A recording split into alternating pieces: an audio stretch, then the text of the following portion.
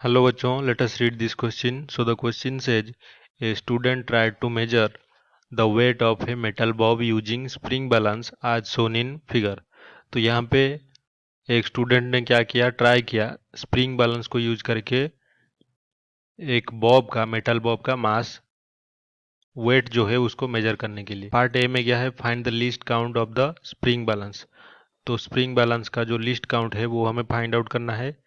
और part B में calculate the weight of metal Bob आज पर गिवन फिगर। तो फिगर को देखते हुए जो वेट है मेटल बॉब का वो भी फाइंड आउट करना है। तो इस क्वेश्चन के लिए हमारा जो की कॉन्सेप्ट रहेगा वो है लीस्ट काउंट और क्या होगा, वेट।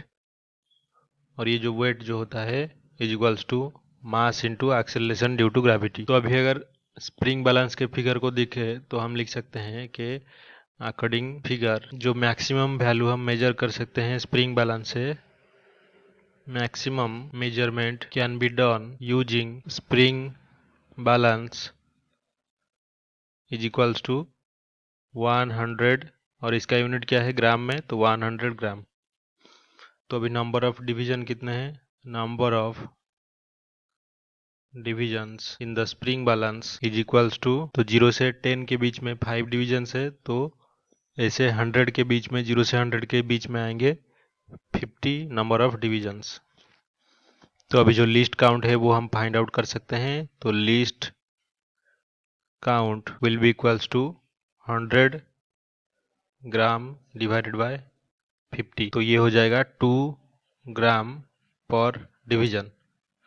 तो एक डिवीजन में हम मेजर कर सकते हैं 2 ग्राम तक। तो अभी पार्ट बी पे चलते हैं। पार्ट बी में हमें क्या है, वेट मेजर करना है बॉब का। तो इससे पहले मास मेजर करना जरूरी है। तो जब कोई बॉब नहीं था तो हमारा जो स्प्रिंग है उसका रीडिंग क्या है, reading of spring balance when no bob is there, bob is there is equals to 20 gram का है। और जो रीडिंग है बॉब को पुट करने के बाद, reading of spring balance when metal bob is present is equals to 60 gram.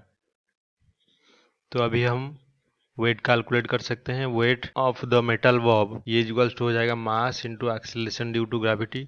तो मास कितना है, जो रीडिंग है उसका difference, final reading minus initial reading, तो ये हो जाएगा 60 माइनस 20 और इसका यूनिट क्या होगा, ग्राम, और इनटू एक्सेलरेशन ड्यू टू जो ग्रेविटी है जी।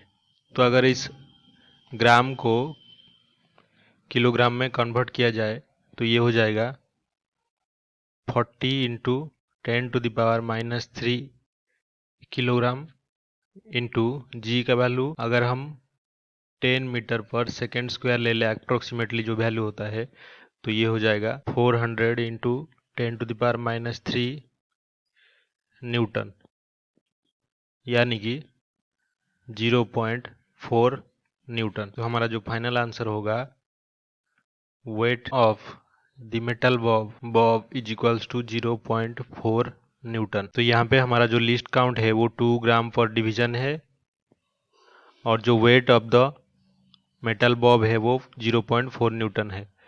I hope you have understood this well. Best of luck.